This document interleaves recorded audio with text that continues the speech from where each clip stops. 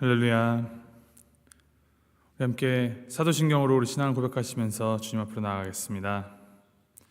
전능하사 천지를 만드신 하나님 아버지를 내가 믿사오며 그 외아들 우리 주 예수 그리스도를 믿사오니 이는 성령으로 잉태하사 동정녀 마리아에게 나시고 본디오 빌라도에게 고난을 받으사 십자가에 못 박혀 죽으시고 장사한 지 사흘 만에 죽은 자 가운데서 다시 살아나시며 하늘을 오르사 전능하신 하나님 우편에 앉아 계시다가 저리로서 산자와 죽은 자를 심판하러 오시리라. 성령을 믿사오며 거룩한 공예와 성도가 서로 교통하는 것과 죄를 사하여 주신 것과 몸이 다시 산 것과 영원히 산 것을 믿사옵나이다. 아멘. 찬송가 278장 함께 찬양합니다. 278장 여러 해 동안 주 떠나 우리 함께 찬양하시겠습니다.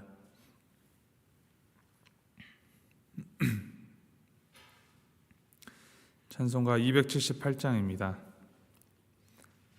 함께 찬양하시겠습니다.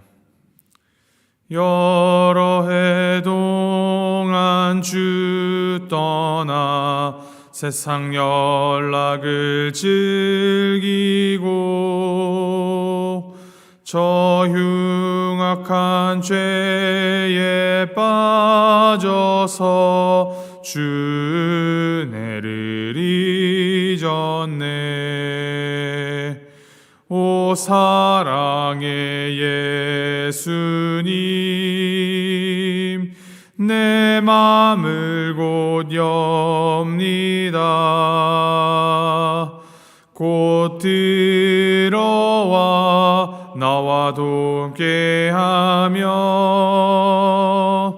내 생명이 되소서. 죄악에 죽을 인생을 심히 불쌍히 여기사 저 하늘의 영광 버리고 이 세상에 오셨네.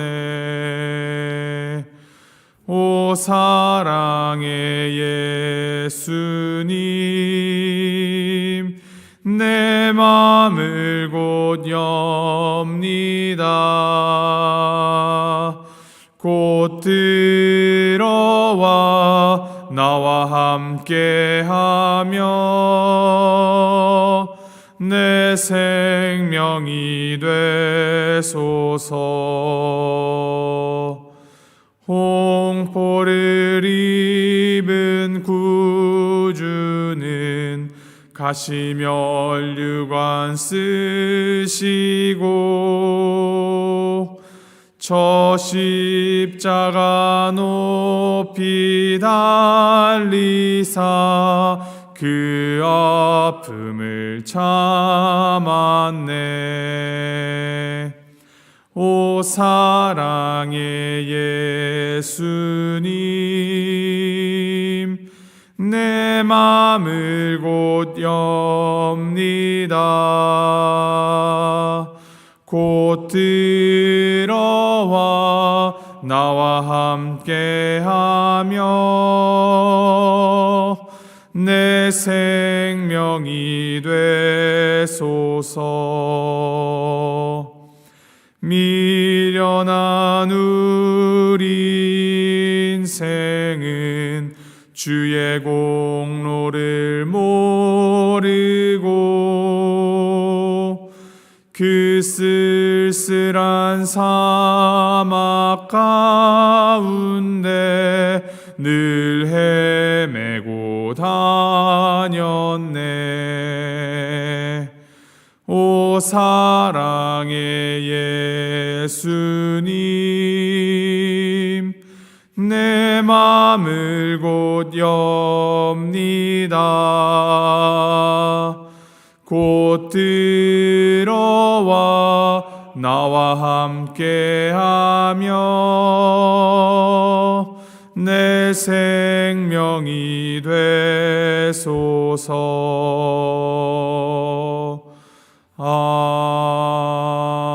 아멘. 하나님께서 오늘 우리에게 주신 말씀 예레미야애가 2장 1절에서부터 10절까지 말씀입니다.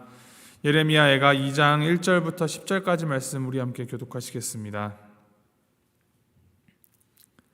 예레미야애가 2장 1절부터 10절까지 말씀, 제가 1절 말씀 먼저 읽겠습니다. 슬프다, 주께서 어찌 그리 진노하사 딸 시온을 구름으로 덮으셨는가. 이스라엘의 아름다움을 하늘에서 땅에 던지셨으며 그의 진노의 날에 그의 발판을 기억하지 아니하셨도다.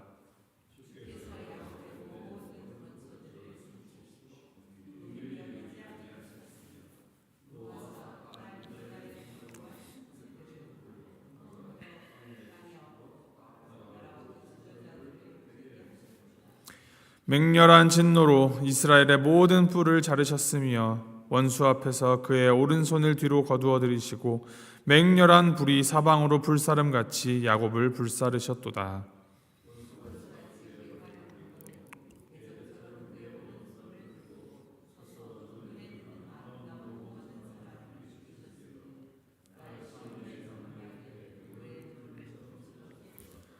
주께서 원수같이 되어 이스라엘을 삼키셨으며 그 모든 궁궐들을 삼키셨고 견고한 성들을 무너뜨리사 딸 유다의 근심과 애통을 더하셨도다.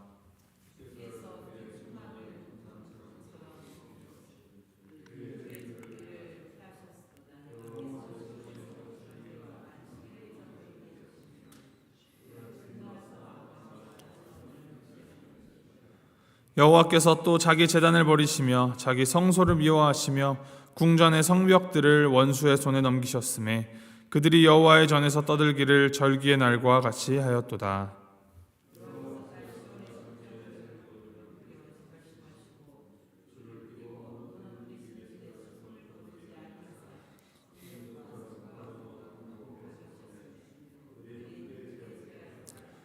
성문이 땅에 묻히며 빗장이 부서져 파괴되고 왕과 지도자들이 율법 없는 이방인들 가운데 있으며 그 성의 선지자들은 여호와의 묵시를 받지 못하는도다. 딸 시온의 장로들이 땅에 앉아 잠잠하고 티끌을 머리에 덮어쓰고 굵은 배를 허리에 둘렀으며 예루살렘 처녀들은 머리를 땅에 숙였도다. 아멘.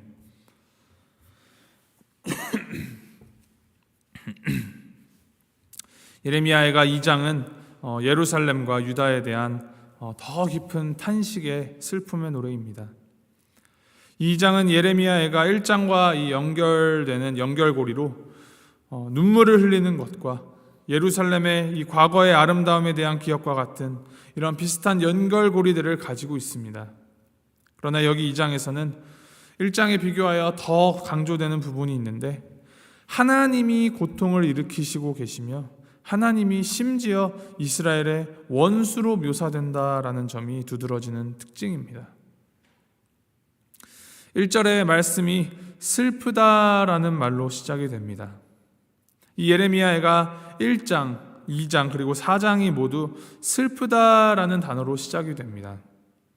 히브리어 성경은 그 성경을 시작하는 첫 단어가 곧 제목입니다. 그래서 예레미야애가의 제목이 슬프다. 히브리 말로 에카라는 것이 제목입니다. 예레미야 선지자는 이 하나님께서 진노의 구름으로 시온을 덮으셨다라고 탄식합니다. 이 진노하다라는 단어의 뜻이 코에서 불과 연기가 나다라는 뜻입니다. 하나님께서 인간이 죄를 지음으로 말미암아 정말 참을 수 없을 정도로 화가 나시는 것을 진노하셨다라고 표현하고 있습니다. 그리고 그 진노의 구름이 시온을 덮어버렸습니다. 이것은 하나님의 진노에서 시온은 물론이거니와 그 무엇도 예외가 없다라는 의미이기도 하고 시온에는 더 이상 하나님의 이 은총의 은혜의 햇살이 비치지 않는다라는 의미이기도 합니다. 본래 구름이 덮이는 것은 하나님의 영광이 임재하는 것의 상징인데 이제는 진노의 현실이 되어버리고 말았습니다. 이어서 시온이 예루살렘이 얼마나 초토화되었는지를 이제 이렇게 증거하고 있습니다. 2절 말씀입니다. 주께서 야곱의 모든 거처들을 삼키시고 긍휼히 여기지 아니하셨으며 노아사 딸 유다의 견고한 성체들을 허물어 땅에 엎으시고 나라와 그 지도자들을 욕되게 하셨도다. 하나님께서 거처들을 삼키셨다라고 말씀하십니다. 거처는 살고 있는 주거지를 뜻하는 것이 아니라 초장, 목장을 뜻하는 말입니다. 유다의 주요 산업이었던 목축을 더 이상 할 수 없을 정도로 다 초토화시키셨다, 완전히 다 망가졌다라는 의미입니다. 또한 성체들을 허물어뜨려 땅에 엎으셨다라고도 합니다. 고대 사람들에게 생명을 지켜주는 최고의 보호막이 바로 성벽이었습니다. 성체였습니다. 그런데 이제는 이 무너진 성벽으로 인하여서 아무런 보호를 받을 수 없게 되었습니다. 마치 담벼락과 대문이 없는 집에서 살게 된 것과 같습니다.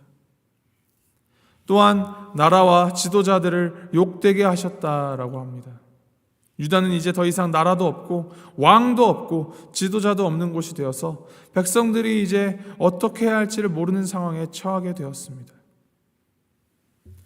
이어서 이 하나님의 진노에 대해서 계속하여 이렇게 증거합니다. 3절 4절 제가 다시 한번 읽어드립니다.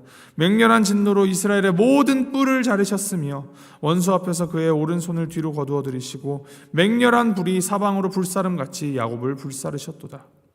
원수같이 그의 활을 당기고 대적처럼 그의 오른손을 들고 서서 눈에 드는 아름다운 모든 사람을 죽이셨으며 딸 시온의 장막에 그의 노를 불처럼 쏟으셨도다. 이 하나님의 진노가 이스라엘에 있는 모든 뿔을 잘랐다라고 합니다. 이 뿔이라는 것은 문자적으로는 양이나 염소 또는 소의 이 뿔을 의미하지만 성경에서는 힘, 권세 등을 뜻하는 단어입니다. 또한 그러한 힘을 부여받은 사람, 기름 부음 받은 왕을 뜻하는 것이 뿔이라는 단어입니다. 그 뿔을 잘라내셨다라는 것이죠. 그리고 3절 4절에 공통적으로 나오는 단어가 있는데 오른손이라는 말입니다. 성경에서 나오는 오른손은 권능, 능력, 구원을 뜻하는 말입니다. 그래서 그의 오른손을 거두었다라는 것은 하나님께서 이스라엘을 향하여 더 이상 능력을 베푸지 않으셨다라는 의미이며 오른손을 들었다라는 것은 심판의 권능을 행하셨다라는 의미입니다. 또 계속하여 이 하나님의 진노에 대해서 이야기합니다. 6절을 보면 진노하신 하나님께서는 초막을 헐어버리시고 절기와 안식일을 폐하시고 왕과 제사장을 멸시하시겠다 하십니다. 이것들은 이 앞에 기록된 것보다 더 큰 차원의 진노를 보여주고 있습니다. 초막은 하나님의 언약궤가 있는 성막을 뜻합니다. 더 나아가서는 예루살렘에 세워진 성전을 이루는 표현입니다. 또한 초막은 이 이스라엘 백성들과 하나님 사이에 약속된 만남의 장소와 같습니다. 그것을 헐어버리신다라고 하는 것은 하나님께서 더 이상 이 이스라엘 백성들을 만나주지 않겠다라고 말씀하시는 것과 같습니다. 그리고 이 초막이 이스라엘 백성과 하나님 사이에 약속된 장소라면 절기와 안식일은 약속된 시간입니다. 대표적인 절기가 6월절인데 이스라엘 자손들이 출애굽하면서 노예의 신분에서 하나님의 백성이 된 것을 기념하는 것이 6월절이죠. 그리고 안식일은 하나님의 창조의 마지막 날로 하나님을 기억하는 날입니다. 이 절기와 안식일은 이스라엘 백성들이 자신들의 출발이 어떻게 이루어졌으며 또 하나님께서 어떤 분이신지를 보여주고 이방 민족들과 이스라엘을 구별하게 해주는 가장 또렷한 증거입니다. 그런데 이제 그것을 폐하시겠다 하십니다. 또한 왕과 제사장 모두 하나님을 섬기는, 모두 기름을 부어서 세우는 직분입니다. 그래서 왕과 제사장은 이스라엘 백성들이 누구의 다스림을 받고 누구의 말씀을 받으며 누구를 섬겨야 하는지를 보여주는 그러한 매체입니다. 하지만 하나님께서는 그들을 이제 인정하지 않으시겠다라고 말씀하십니다. 즉 하나님을 만나고 하나님을 보여주는 장소, 시간, 인물들 다 헐고 패하시겠다. 즉 너희와 완전히 관계를 끊어버리겠다라는 하나님의 그 진노의 표현입니다. 이어지는 말씀에도 계속 그 진노에 대한 표현이 이어지는데 8절에는 예루살렘의 성벽을 하나님이 파괴하시기로 결심하시고 줄을 띄운다 하시고 9절에서는 왕과 지도자들이 율법 없는 이방인들 가운데 있으며 라는 표현이 나옵니다.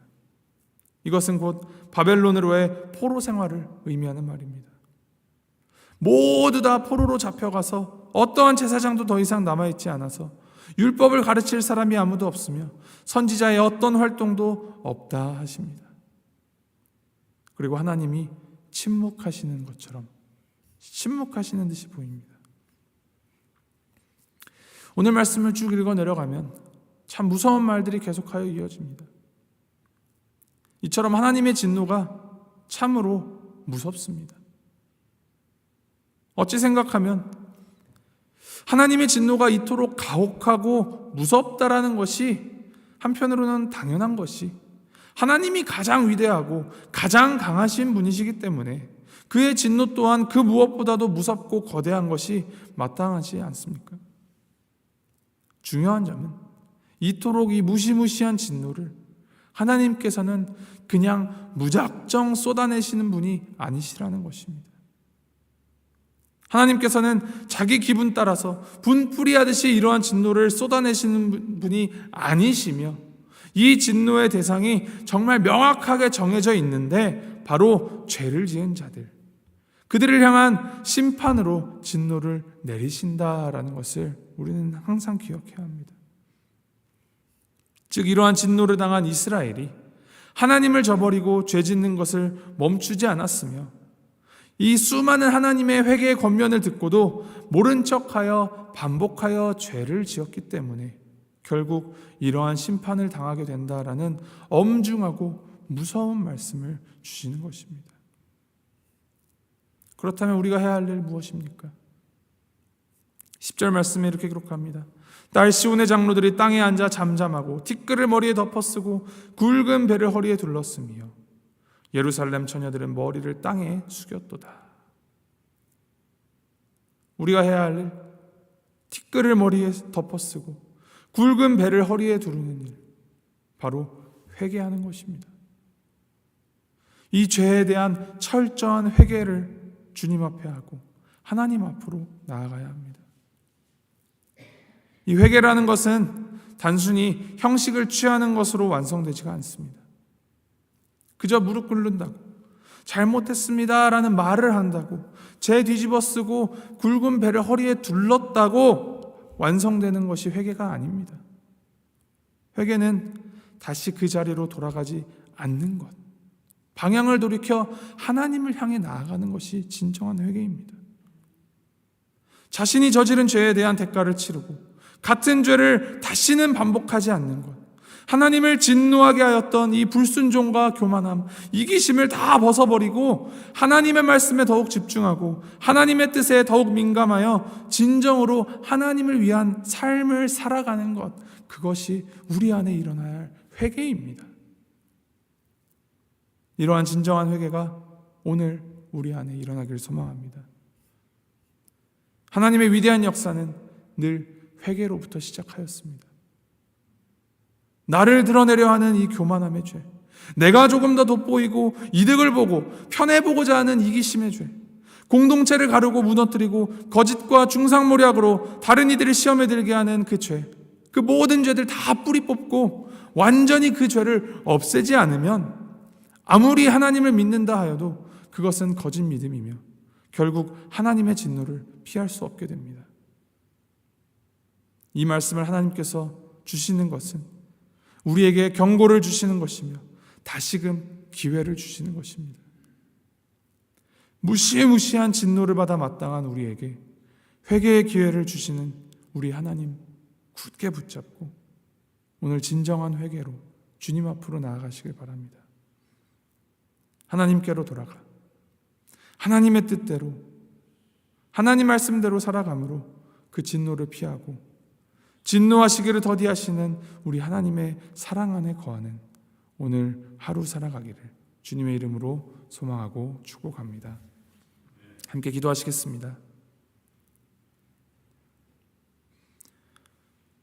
하나님 아버지, 고통과 슬픔이 우리의 삶을 뒤흔들고 덮을 때 나의 범죄함 때문에, 나의 죄 때문에 하나님께서 진노하신 것이 아닌가 되돌아보고 살펴봅니다. 주여, 우리의 죄를 회개하며 나아갑니다. 주님의 그 의의 오른손이 심판하시기 전에 우리의 마음 가운데, 우리의 삶 가운데 있는 모든 죄악을 다 몰아내고 주님에게로 돌아가도록 주님, 우리의 마음을 주장하여 주시옵소서. 오직 하나님만 기뻐하고 하나님만 자랑하며 하나님만 따르는 복음의 자녀, 빛의 자녀로 살아가도록 우리를 항상 붙들어 주시고 우리와 함께하여 주시옵소서. 이 모든 말씀, 우리의 죄를 긍휼로 덮어주시는 우리 주 예수 그리스도의 이름으로 기도합니다. 아멘. 하늘에 계신 우리 아버지여, 이름이 거룩히 여김을 받으시오며 나라의 마옵시며 뜻이 하늘에서 이룬 것 같이 땅에서도 이루어지이다. 오늘날 우리에게 일용할 양식을 주옵시고 우리가 우리에게 죄 지은 자를 사하여 준 것 같이 우리의 죄를 사하여 주옵시고 우리를 시험에 들게 하지 마옵시고 다만 악에서 구하옵소서. 대개 나라와 권세와 영광이 아버지께 영원히 있사옵나이다. 아멘.